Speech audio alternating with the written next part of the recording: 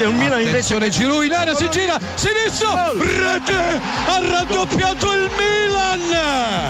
Al 33esimo minuto, nel corso della ripresa, cambia ancora il parziale a San Siro, gol, capolavoro di Olivier Giroud, spalle alla porta, in area di rigore, si libera sul piede sinistro, manda a vuoto l'intervento del difensore dell'Inter e piazza il suo sinistro nell'angolino più lontano, lì dove Samir Handanovic. Buongiorno, pomeriggio, buonasera, fellow Milanisti, and welcome to the MLM Podcast. With us, your hosts, me, Max Lombardia, and him, of course, everyone's favourite AC Milan uncle, Giorgino. How you doing, mate? Not too bad, mate. You? Yeah, not bad, not bad. Another week to talk about 7 days. What a difference 7 days can make in Serie A and for Milan, which we'll go into. Lots to talk about today. Obviously, we'll recap that horrific game against Lazio. We got some Botti Cannoli, we got a question, and we'll have a chat about the upcoming Torino game.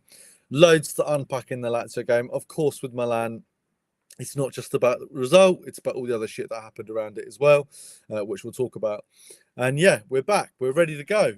So look, just before we get into all the bits and bobs, as per usual, big thank you to Milan Extra for their graphics. Great page, great site. Please follow, like, and subscribe. So into the Lazio game, riding on a high, just beat Inter in the derby.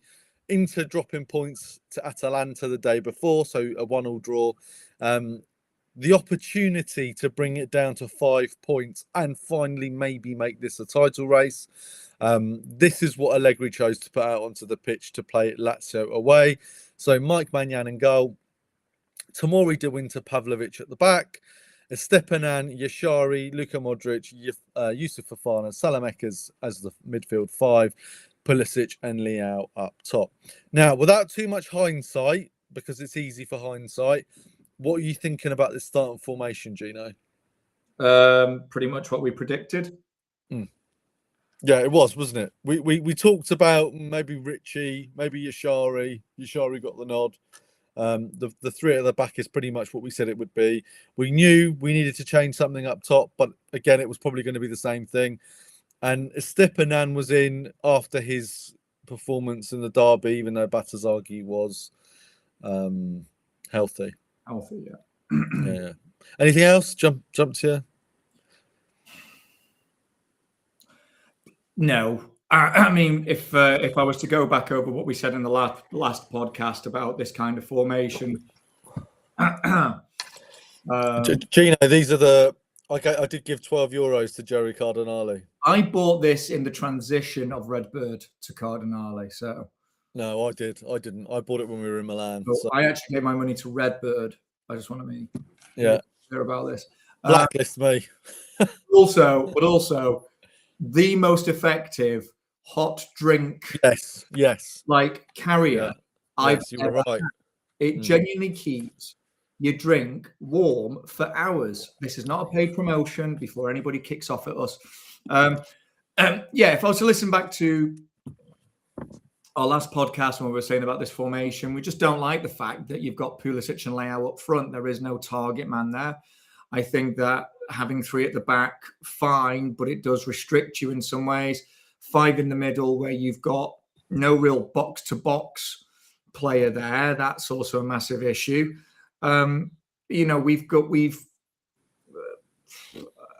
Without having the hindsight of knowing what the score ends up becoming, it was what Milan is going to turn up today, basically. Yeah, I agree. I completely agree. So if we talk about the game a little bit, so it starts flat. So what you don't want from a team that is essentially is banking on all of a sudden competing for the Scudetto is to come out flat after a derby win. And that is exactly what we saw, unfortunately. Now, a few bits of context. The Lazio Ultras were back after their protest. Of course they were. The atmosphere was incredible. The stadium was rammed full. They made lots of noise. Not that I think that should make any difference to a professional football team, especially one of this supposed caliber, but it obviously had some kind of effect. Now, Lazio's starting formation was all over the place. They had so many injuries and they had a completely makeshift midfield. Mario Gila had the game of his life. It was like watching prime Ramos. Of course, Motta in goal was prime Gigi Buffon. There were lots of little things going on, but the way we started that game was shocking.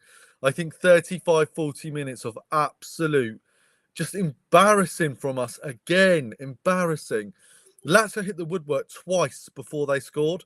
They were all over us like a rash. And yes, we were counter-attacking, and yes, we held possession. But again, like we've said before, what's the point of holding possession if you're just passing it sideways? And that was a lot of that in the first 40 minutes. Eventually, in the 27th minute, however, on a Lazio counter-attack, they take the lead. So it's a ball through the side. We seem to have been playing a high line, which is something we haven't done much this season. Isaacson straight on goal. Estupinan bodied yet again, just like he was in that Parma game away, straight through. Mike comes out, makes himself big, but to be fair to Isaacson, it's a really good slotted finish, actually, really good finish. And it's 1-0 to Lazio. Lots of issues there we could talk about. Estupinan is a dreadful defender. Yes, great in the derby, scores a goal, but fucking hell, what a shit performance from him. And we go into half-time 1-0 behind, away at Lazio. Now, for a team that needed to come out and win, it's a dreadful performance. Actually, I think we got it all completely wrong in terms of how we approached the game. The two forwards don't work. We'll talk about that in a second when we go through the second half. They haven't worked for weeks. They don't work. These two up top are starting to make me feel or make me remember, you know, that Fantastic Four we put together a couple of like the other season. And because it's what they are and because of the quality that they had, they were supposed to be one of the best attacks in Serie A, right? These two on paper should be fantastic, but they're just not. They're just a bit shit together. And that's kind of what they're reminding me of. Yashari had an absolute mare. He wasn't very good in this game. Which is a shame because we do rate him and he has been good, but this was not a good game for him. Fofana all over the place. Modric, not good. I have to say, he wasn't as good as he normally is. I mean, 40, again, 90 minutes, etc. But again, not great. Salamaker's fucking dreadful as well. I'm inclined to remove that song from the intro if he keeps it up. So not a great first half. We went into the second half. Straight away, yellow card for Estupinan in the 56th minute. Stupid challenge, as per usual. It took to the 58th minute to make some changes. Again, questionable changes, Gino. I'm not sure why, but Etakame came on for Tamori. Bartazaki came on for Estupinan. Okay, obviously changed formation. Etakame playing as a fullback. Salamaker's pushed up. 67th minute, and Kunku came on for Fofana. Sort of tighten the midfield, put more attack on. 68th minute, so within that change, Fulcra comes on for Leao. Now, that leads to this, which is the biggest sort of talking point after a loss against Lazio, which is the way in which he behaved. Now, before I go into my rant about it, Gino, what do you think about this? What's going through your... I want to, for those of you who are only listening, it's a still image of Leao reacting extremely badly to Max Allegri trying to grab hold of him when he's been subbed. I want to hear what you have to say, actually. Okay, all right. So I'll show you what I'll also show you, again, to the guys that are watching, is a still. So this is a still taken from Twitter of two opportunities where Pulisic could have passed the ball through to Leao. Leao was through on goal on pretty much both opportunities. It's one of those nice, clear diagonal passes.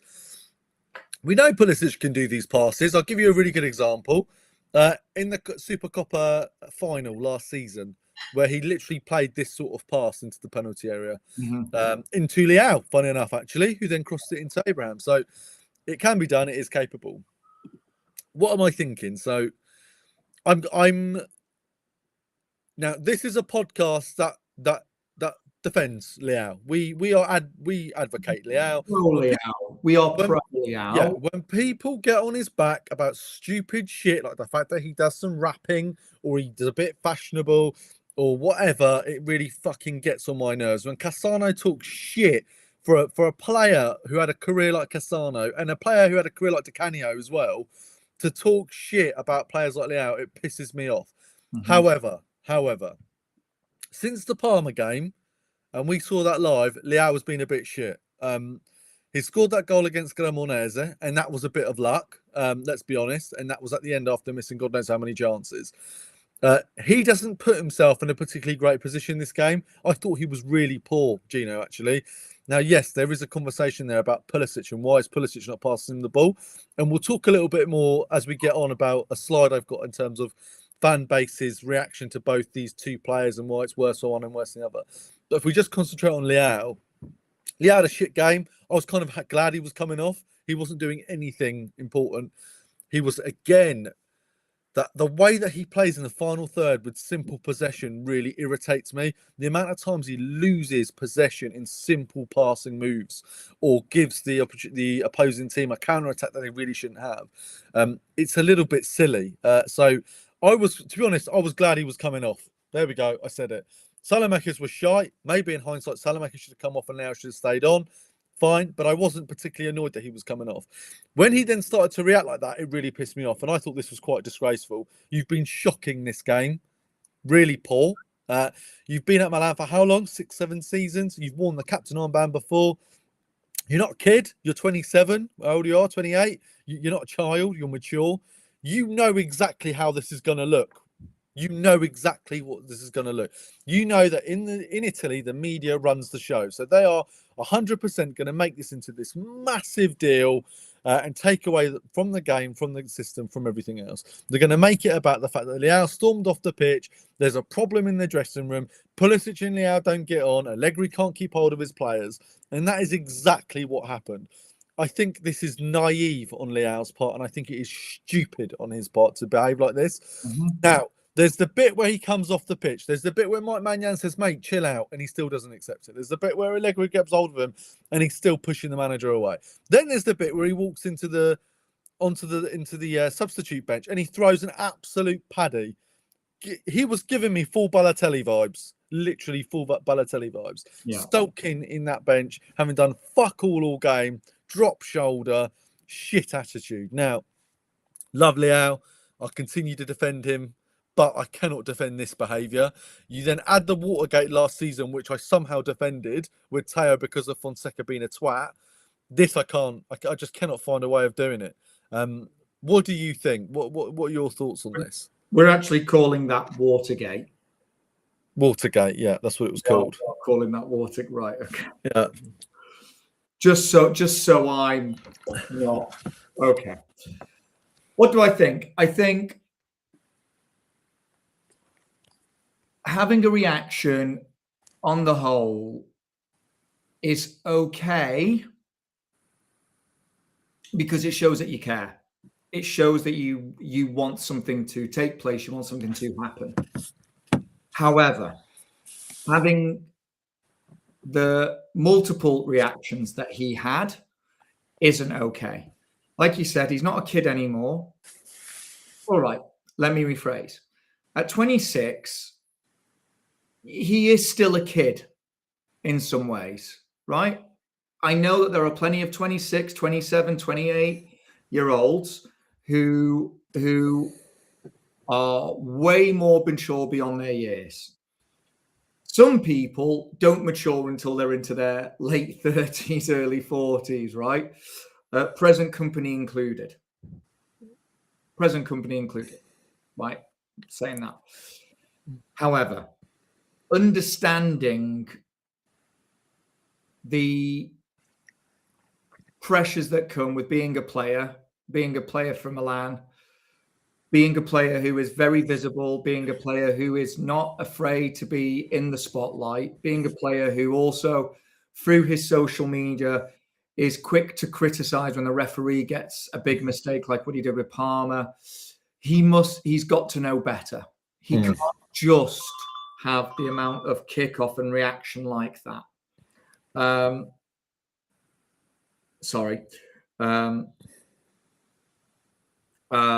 So he can't behave that way.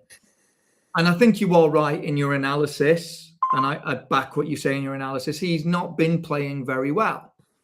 But the reason why he's not been playing very well is because he is completely and utterly out of position. Yeah, that's a good point. Yeah, fair enough. Yeah. When you get somebody who comes on like Fulkrug, who is like, he's effectively saying, well, I can serve this player now. I can go over to my left-hand side where I'm happy, and I can serve this player, and we can try and get a goal, and we can try and win a match, because the pressure is not on me to score. It's now on the number 9 to score. Fine. Yeah. You can't behave that way. You can't react that way. Yeah, and that's perfect logic. You're absolutely spot on. You know, yeah, you can't do that. So it's frustrating, and I think it's becoming more and more frustrating as the seasons go on, because we haven't seen. I think the bigger context is this: we've not seen him turn into a small version of Cristiano Ronaldo. Yeah. We've not seen him turn into his contemporaries like an Mbappe, you know, or others dotted around other leagues. We've not seen him become this world-class player where we know when he's on the form, when he's on a roll, he's great. He's great to watch, right? It's really entertaining. Will he ever become that kind of player? No. And I think where the ones who are anti-Leao and they find any excuse to hate him have that in the forefront of their mind. Because he's not an Mbappe, why do we put up with it? And the ones who are pro-Leao is, we know he's not an Mbappe yet, but give him time. And I think those two Venn diagrams, right, that circle in the middle, that crossover, is now getting bigger. Yes, yeah, 100%. Yeah. Is now actually more people in both camps, yeah, are agreeing on the same thing. It's like, what player do you want to be? Because you're not this leader that, let's say, a defender of sorts could be a leader. Yeah. So if you were to go back 10 years or 15 years, 20 years in Milan colours, and the fact that we're having to say 10, 15, 20 years in Milan colours is because look how much we've regressed. Yeah. Yeah. Well, if you were to look at the great Ancelotti side, you had leaders all over the pitch. And what's been a fundamental problem with Milan over the last 10, 15 years has been, where has that leadership been? And I think in some ways, the camp, which is that circle of, we know he's not the Mbappe yet, we know he's not this world classer yet, or the Bellinghams or whatever, is, well, he could possibly be a great leader. Okay, but he's not that. He's not that. Is he also a game changer? Not when he's playing out of position. No, he's not. So he's not even a game changer. So you have to ask, if somebody comes in and says, here's 100 million, do you now seriously consider it? Do you now seriously start to think, he's not going to be the player that we thought he was going to be? Will we regret losing a talent like that? Potentially, yes. Potentially, yes. But what could we do with that money? And then there's the third one. Yeah. This management doesn't know how to spend the money. If it did, the answer to that question is 100 million for him. Yeah, because we know this management's going to then reinvest that properly. So that's almost like the caveat to selling him. Sell him, you've got to find players that can do all sorts. We've not found that with Hernandez, so we might have a really weakened left-hand side without him. So, you know, I know I've gone around the houses a little bit, but it's really about giving context to who Leao is as a player and what we get back as a player. Do we stick with Leao? If we stick with Leao, we can't play him out of position, which means that you've got to invest in a striker, right? You've got to invest in the likes of a Moise Kean, but we're not going to buy a Moise Kean. We're not going to buy a Retegui, right? We're just not. So if you're going to sell him, but then reinvest that money. Does this club know how to reinvest the money? No, it doesn't. And for the fans, well, I think the fan bases, the ones who are pro and the ones who are against, are starting to converge on the same fundamental problem. Leao is not the player we thought he was going to be. And because he's not the player that we thought he was going to be, and by the way, the ones who are anti-Leao, right, have had a very, shall we say, biased analysis of Leao for many, many years, right? They've not been fair. So they can't say, like, he was never going to be that player and we knew it from day one. Nonsense. Because you said a stat that was interesting. For how many seasons now has he got double digits in goals? It's like 6 seasons in a row, isn't it? 5-6 seasons in a row. So it's like, actually, your analysis isn't taking into account all this other data. So you can shut up. You can get back in your bags, wind your necks in. So there's a fundamental disconnect between Leao, who's the player, what we expect, what we think we can get on the market, what we then reinvest in the market, and then this reaction. I think the reaction is making us do all of this other kind of summary analysis. Yes. And the thing is as well, what comes out straight after this, they're not going to renew his contract. He's potentially going to be sold. They're listening to offers of 80 million. This is not clever. This is not clever. And he should know better by now. No. I know you talked there about maturity and stuff, but he's old enough to know better. He's not like he's been here 2 seasons. He's been here ages. He has grown in Milan. He was a 20-something-year-old when he turned up. He was 19. So 19, yeah. So he knows better. I think we said a long time, I don't know how long ago it was, but we said we put Leao and Pulisic into this sort of second tier, and they were great second tier players, but they were second tier, and that was below the Mbappes and whatever. So again, what you said goes quite well with that naturally. I find frustration with it. I find Pulisic, like, what is Pulisic doing as well? I mean, in this. Ever since that whole thing about him and the apparent affair with this Sydney Sweeney actress, right? I know, He's been shite. He is, honestly, he is having such a bad run of games. I just don't get it. Like, there's this one here, Gino, the top one, right? So just for those who are listening, Matt has pulled up 2 still images. Yes. Where Pulisic has got the ball at his feet. He's got a defender on his right-hand side. But Leao is making a diagonal run in towards the box. And so carry on with the explanation. So what he does there, I remember this really clearly. He stops and he goes backwards, then he comes in a bit and then he passes sideways. That's what he does in that action. And that's where I was like, what the hell are you doing? And then obviously Leao does what he does. And then I didn't realise at the time that's what he was saying, because it's quite hard to work out. Yeah. But when you listen to the feed and it showed, because obviously he's not covered his mouth, so they worked out what he said. He's saying things like he plays on his own, and no one says anything to him, I think is what he said. So I was just like, fucking hell. So it's embarrassing for me. The game sort of carries on, it teeters off, game ends 1-0 to Lazio. Now, I mean, do Lazio deserve to win? Yeah, I'm going to say, yeah, they do. They do deserve to win this game. Much better, much more chances. Hit the crossbar a couple of times. We were woeful, absolutely woeful. Full quick one, yeah.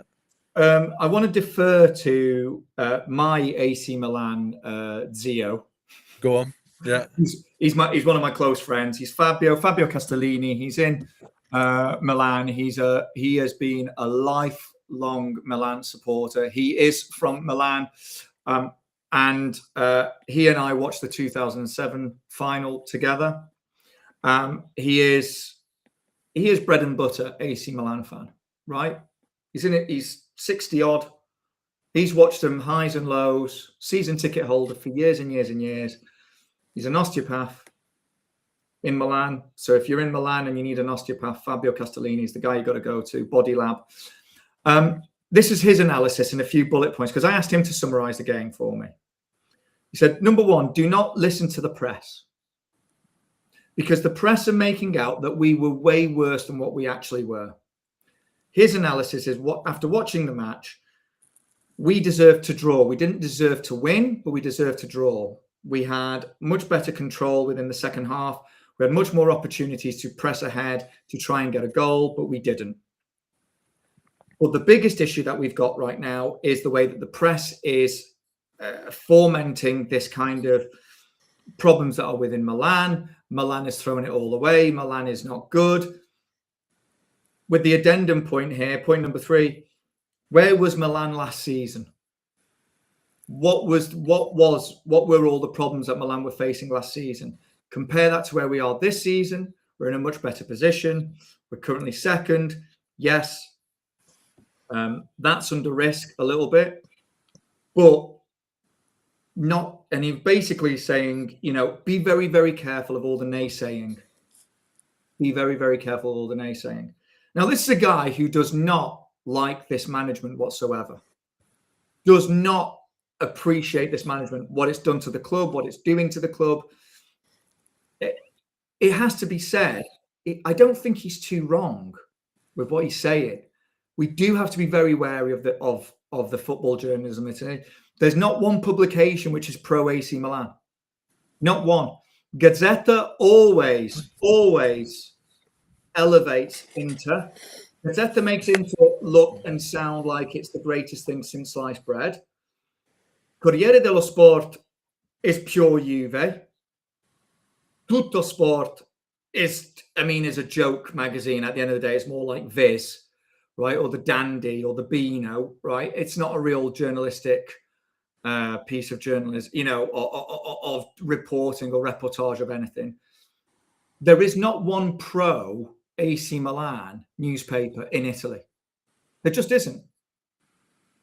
And I think we've got to be very careful of that when we're reading the comments that are coming out and some of the analysis that comes out, which then gets reported elsewhere, by the way. And I think that that's a fair comment. I do think that's a very fair comment to put out there. Well, I disagree with the game, if I'm honest, because I thought we were rubbish. I thought we were good at getting the ball towards the final third. As soon as we were in the final third, it was horrendous. Yeah. And if I give you some of the stats to try and sort of back that a little bit. So we had 11 shots this game. We only had 3 on target. We didn't score a single goal. Although we had 60% possession, again, that final third ball loss was awful. We had a 91% pass accuracy, 18 fouls we gave away. We had 9 corners and we could not get anything from a corner towards the goal. We were offside 4 times. I don't know. I don't know about deserving a draw, if I'm really honest. And I agree with everything that you've just said from Fabio. 100% agree with all of that. The media, everything else. I don't know about deserving a draw. I think Lazio deserved a win out of this game. The way that they played, the way that they defended, the way that they were compact, the fact that they were playing like defenders in midfield, Gino, against Modric, Yashari and Fofana, and still managed to do what they did.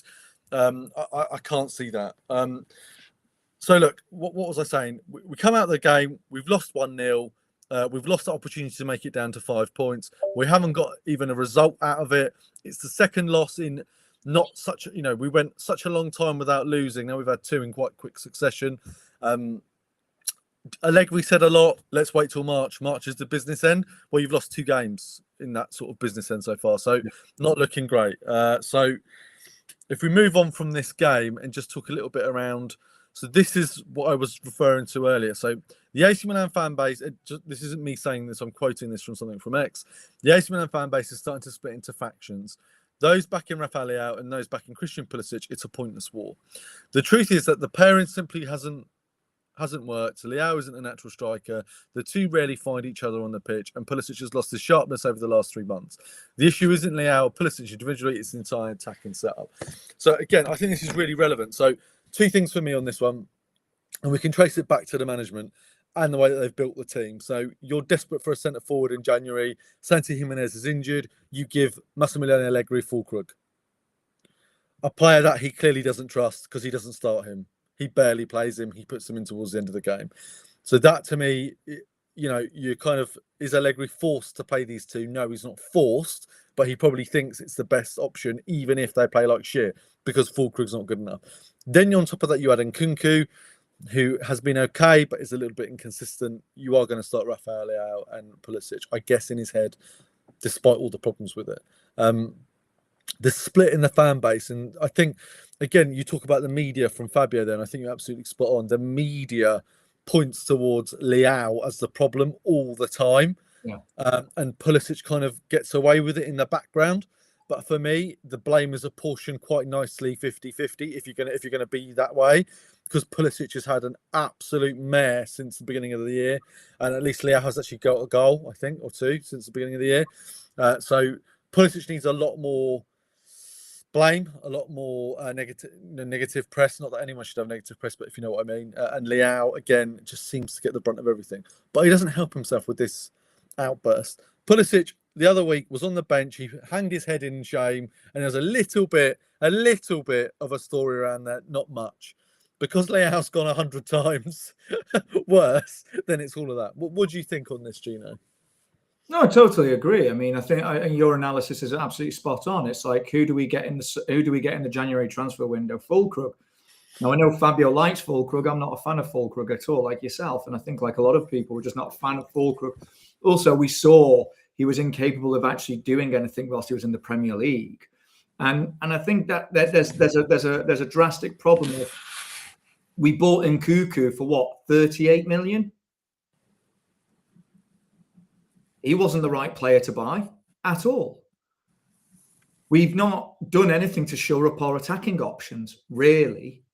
You know, when we've had the opportunity to offload some of these players, we haven't. It's like, what are we waiting for? What are we genuinely waiting for? Let's offload, give ourselves the money in a bank account, and go after some actual talents. Go after some real players. I don't know. I mean, I totally agree with this. We don't need the Pulisic-Leao war. We don't, because we know that when they play as a 3 up top and they've got a target person in the middle, it works. It's when they're paired together, both acting as a false 9. The pair of them are false. They're so false, they can't find each other. They're not false 9s. They're minus 9s. Minus 9s. They're new positions. Invisible. They are invisible to one another. And it's really, really concerning how they don't seem to have some sort of, and actually that point that you made before of when we had Jimenez and Joao Felix, it worked for one game. Yeah. Because actually it was like they'd only had, 24 hours beforehand just to meet each other. And then all of a sudden it was like, let's just see what happens. They play all the, and it's more like, all right. And then as soon as you introduce tactics, it's like, yeah, no, this isn't working. Yeah, because the tactics weren't right. The tactics weren't right. If you're going to play with a 4 like that up top, well, João Felix sits on the shoulder of the defender. Of the attacker. He's a number 10. He is a number 10. Not a particularly good one. But where were you playing him? You were playing him out on the wing. Why was he playing out on the wing? Pulisic should be on the right. Leao should be on the left. Jimenez should be in the middle. Right? It's not hard. But then now we're sacrificing something in defence. Yeah, because management didn't do anything about shoring up the defence. So, again, you've got to be honest with yourselves and say, where is the focus? All roads lead to the management, don't they? All roads lead to the management, which are, incompetent, grabbing, incompetence. That's what it is. Yeah. Just a big hello to Jan. I've just seen your comments in there, mate. Sorry.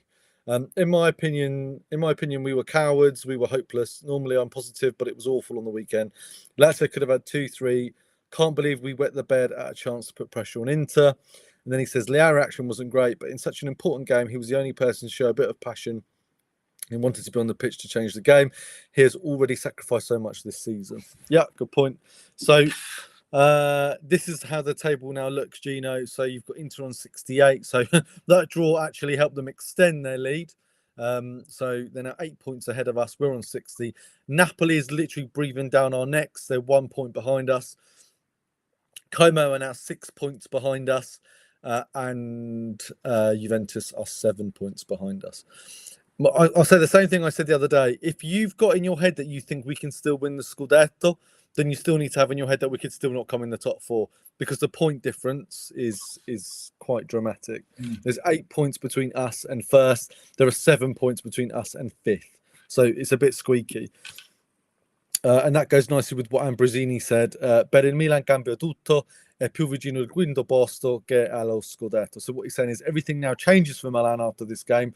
We're now closer to fifth place than we are to the Scudetto, which again is maths. It's not an opinion, it's a fact. Just thoughts on that, Gino? Anything you want to add? I think Ambrosini's wrong.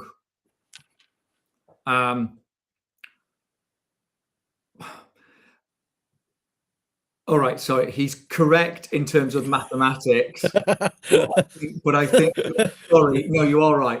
It's because I just read it. I misread it and misheard it in my head. No, he's right mathematically. However, I think he's wrong in where we're going to end up. Okay, fair enough.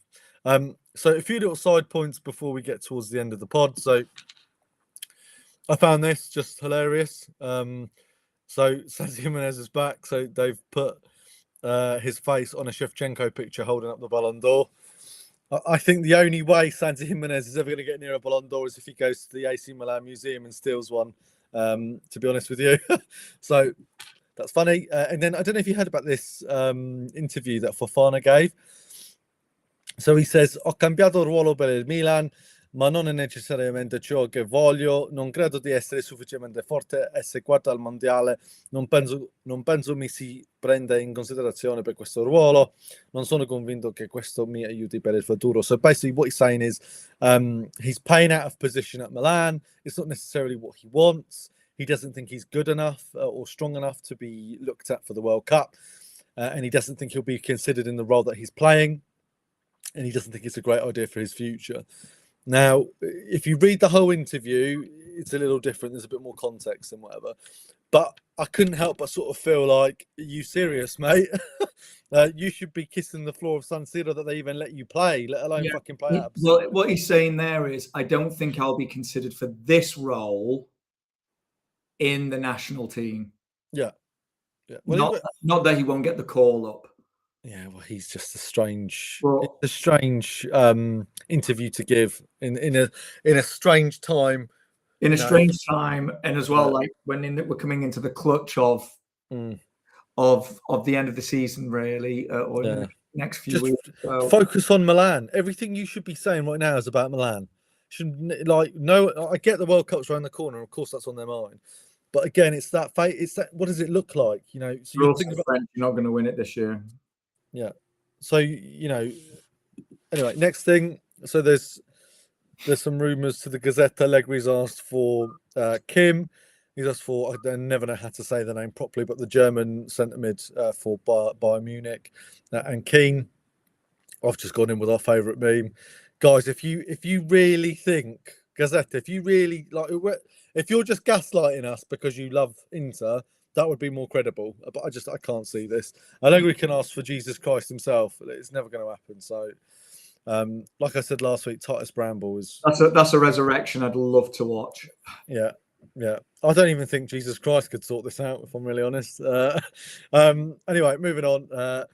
This is something I want to talk about. So this is a Lazio page. And basically they're mocking us. Quando siete scarsi e chiacchieroni AC Milan, fate silenzio rispettato Lazio. Right, just a couple of things here from me. You're a Lazio, okay? Now, I don't want to disrespect a club, whatever, but in terms of like history, there ain't much. Let's be honest.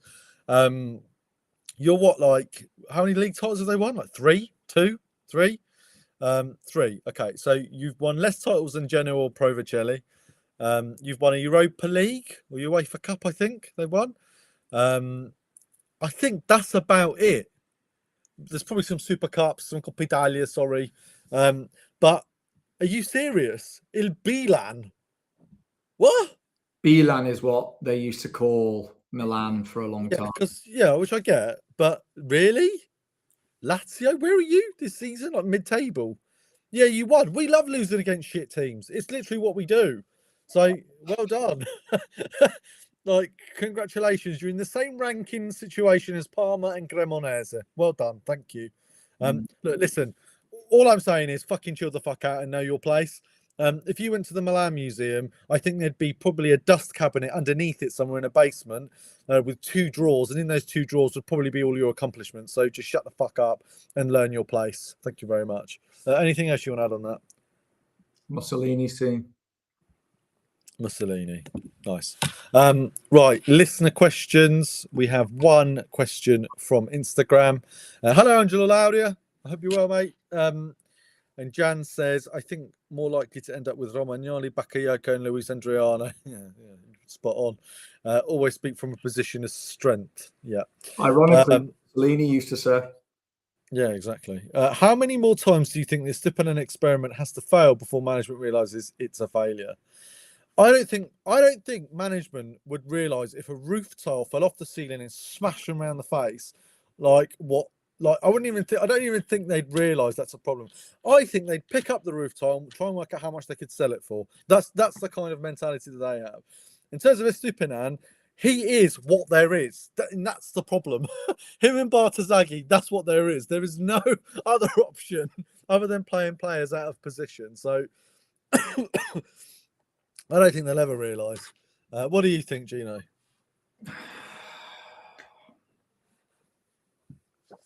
I honestly, I just do not think that these people have any form of football knowledge.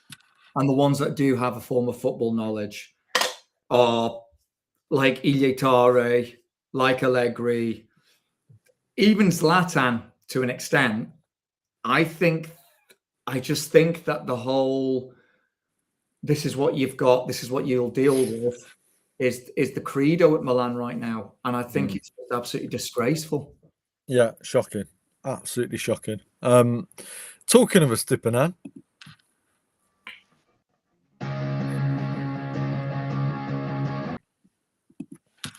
I mean, he's got to win Pavlo Minchia of the week, isn't he? Fucking hell. Pavlo Minchia of the week. Yeah, Estupinan, definitely. He just gets bodied too easily. And it's just, you'd think, how are you getting bodied? Some people might argue Leao for the reaction and stuff, but I would definitely say Estupinan. Like, it's ridiculous. It's just ridiculous. It's just like 0 to 0 so quickly. So shy. Honestly, I don't even know where to go with it anymore.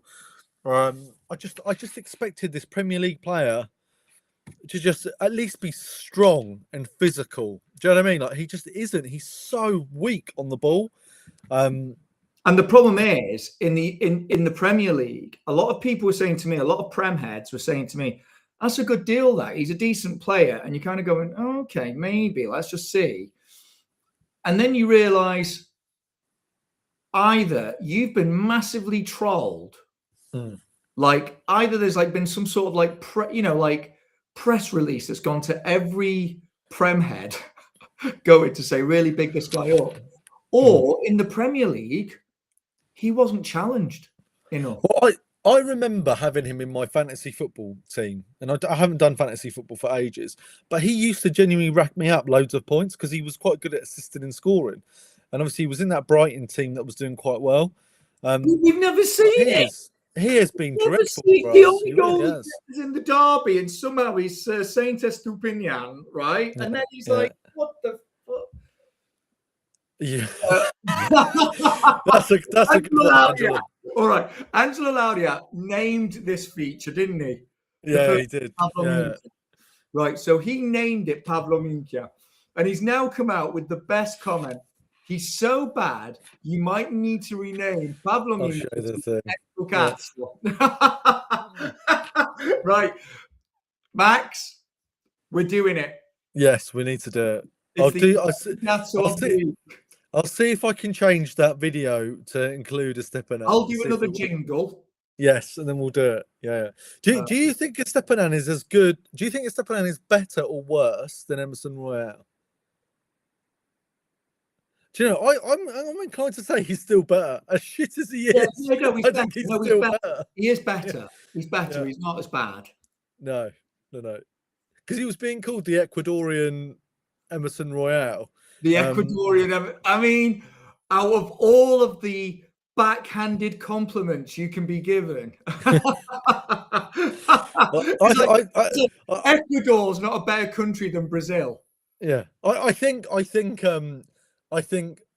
don't think anyone can be as bad as Emerson Royale. And when I say as bad, I don't just mean the football. I mean all the stuff that comes with it, the hairstyle, the like aggressive nature, even though you're absolutely shite, the arrogance on the pitch, even though you can't string a pass together, the fact you would go forwards, stop, turn around, go backwards, and then lose possession. I've never seen that. The only player I've ever seen do that was Sergino Dest. He was fucking yeah. But I don't think Stepanan's as bad as that.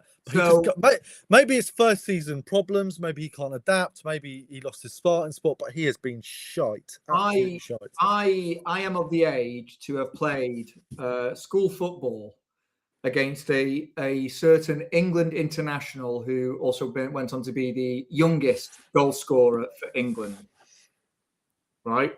There's some football trivia. Who is it? The youngest goal scorer for England, whatever. World Cup. Oh, I don't really know my English. Age, and think of who was around your age. Yeah. Owen. God, fucking hell, that wasn't a bad guess, was it? Wasn't bad. So the lads, he lived in Harden, right, which is about 8 miles from where I live.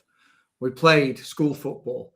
And I genuinely think that Michael Owen has some of the worst football takes on the planet. But there you go, Angela coming with it, Owen. But Michael Owen did say one thing which I thought is the absolute testament to why Emerson Royale and Estupiñán and a lot of other football players do exist in today's game, and why I would never exist in today's game, right? He says, as long as you can sprint, you can be a footballer now.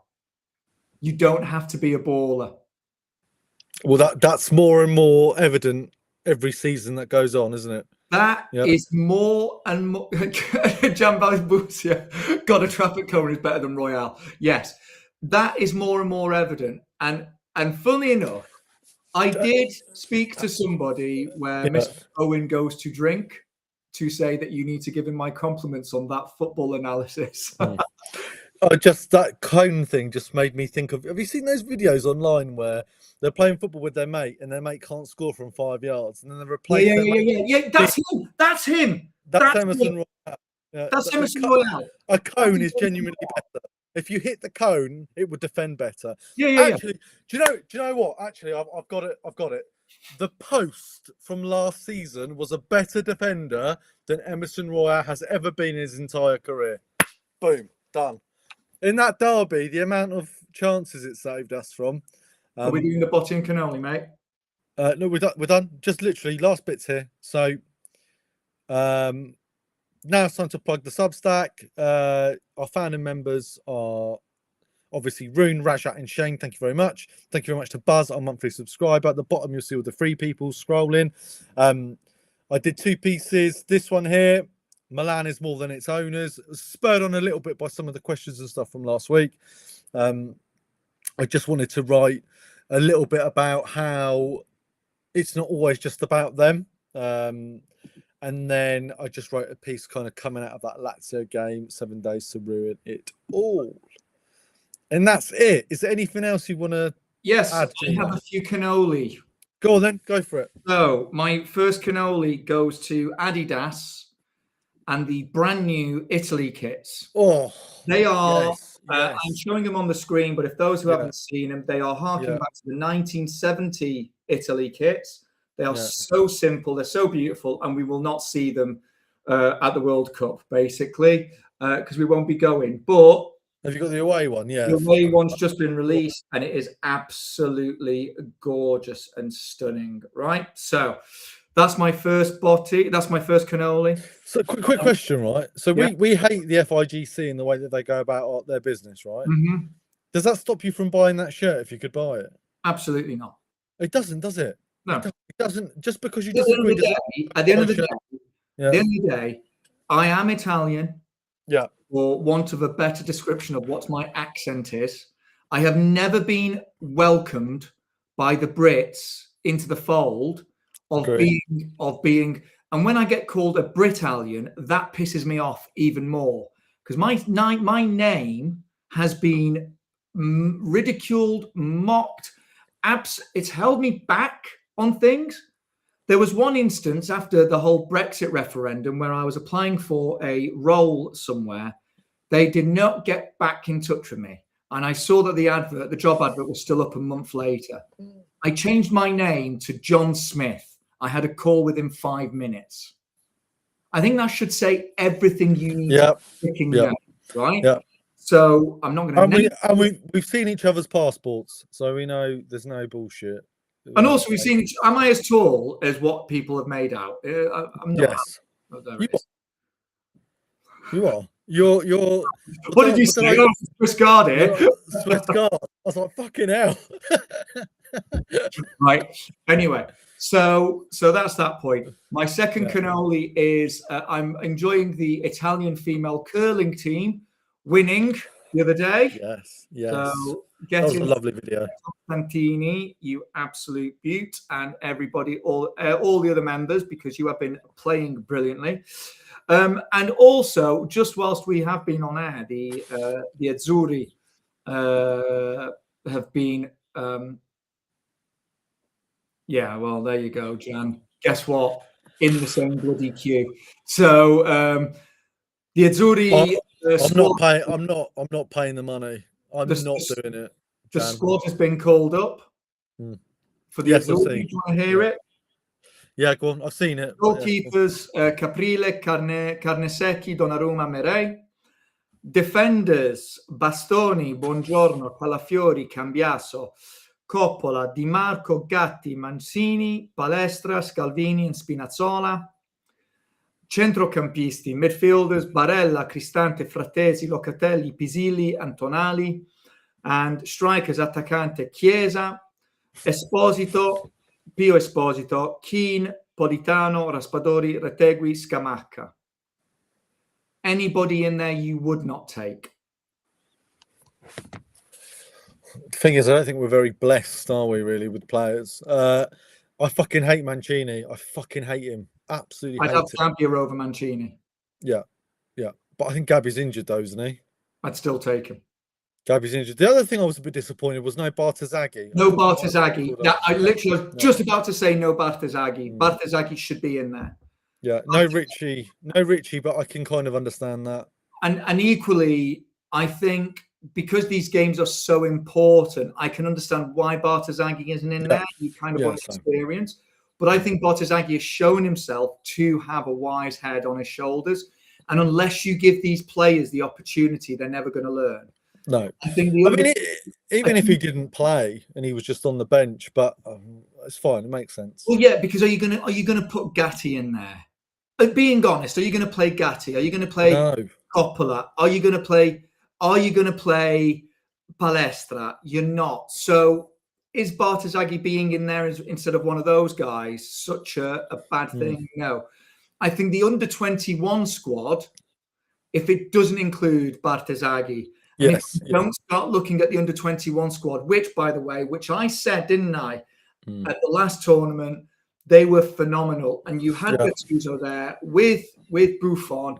They were watching that match. And who else was it? It was the Bonucci was there. So they're going to probably play what, like a 3-5-2, I reckon? 3-5-2 or a 3-4-1-2, because because what you'd look at as the strikers, you'd put Chiesa as your number 10, almost, and behind Keane and you'd put Raspadori behind Keane and Retegui. You've got to do something that gives you firepower. Yeah, I think although they're all left-footed, and I know it's a bit, I'd probably go Bastoni, Calafiori, Buongiorno as the three at the back, Locatelli, Tonali. Barella's going to play, even though he's been shot. If he's going to become more, shall we say, conservative at the back, you probably see Scalvini get the call up in a 4, but he'll sacrifice somebody like Calafiori. I think you put Scalvini next to Bastoni, right? Di Marco on the left, and probably Cambiaso on the right. If he's going to get conservative. Well, DeMarco play, wouldn't he? Yeah. Sorry, DeMarco on the right. Sorry. Yeah. Left. Sorry, I said DeMarco on the left, Cambiaso on the right. It's how he wants to set it up. If he goes with the 3, you are right. 3 left footers, that makes it slightly more dangerous. And also the fact that Bastoni and Calafiori like to wander off makes it even more dangerous. Yeah. Because who are we playing? We're playing Ireland, aren't we? Northern Ireland, yeah. Northern Ireland will like to sit, and then attack. They'll do the Macedonia. Sit, hit one counter. Yeah, I think I'd go. I mean, it's dangerous. I'd go those 3. Which is why I'd prefer to have 3 strikers, and like, lads, first 20 minutes, you hit everything. Just smack everything. Just go. Get 2-3 goals. Do you know what I mean? Like, try something. I reckon he goes those 3 at the back. Maybe Scalvini plays instead of Buongiorno or Calafiori. Then he'll go DeMarco and Cambiaso, like you said. Then I think it chooses itself. Tonali, Locatelli, and Barella. And then I think you'll see Keane and Retegui. I think that's what you'll see, because Chiesa's he's not really been playing, and he hasn't really played for Italy for ages. So in terms of this fold of players with Gattuso, sometimes the fact that he hasn't been playing, sometimes the fact that it's for the national team, they transform, they become something else, right? It's a bit like the Donnarumma situation. I just remember Gattuso being really stubborn for Milan, and once he had something, that was that. But let's see. Right, cool. The next time, I want graphics of Constantini. I want the Italy tops on, so that way everybody can see. And we've any other people that seem to spark my interest. It's pretty much it. That's all I've got. I mean, I'm going to go fill up my car now. So I'd like to thank all of our American listeners. Good luck with that. But I'd like to thank all of our American listeners for voting for him. 30 quid it cost me the other week, and I managed to drive to work and back for about 7 days. I put 30 quid in it the other day, maybe 4 days ago, and I'm nearly done already. Fucking joke, honestly. Anyway, right, that's that. So look, guys, thank you very much for listening. We really appreciate all the support. You can like, follow, subscribe to all of our channels on X, on YouTube, on Spotify, on Apple Podcasts, on TikTok, on Instagram. Please give us a rating if you can. That really helps us. Have a great week. Forza Milan. Fingers crossed Milan beat Torino, and we put a bit more pressure on Inter, or at least keep or maintain our Champions League stance.